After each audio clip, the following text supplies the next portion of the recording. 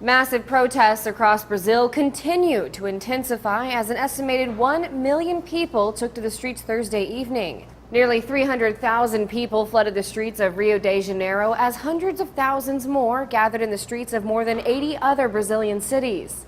Demonstrations turned violent after an 18-year-old man was killed by a car that drove through a barricade.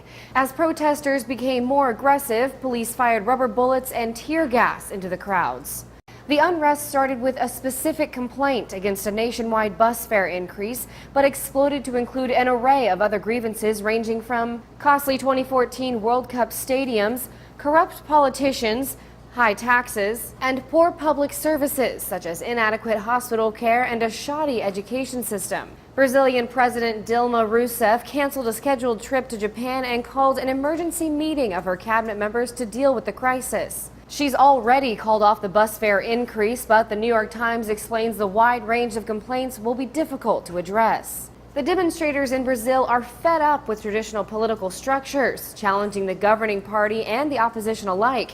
And their demands are so diffuse that they have left Brazil's leaders confounded as to how to satisfy them. This all comes after a decade of strong growth. The Brazilian economy expanded an average of 3% per year between 2000 and 2010, double the rate of the U.S.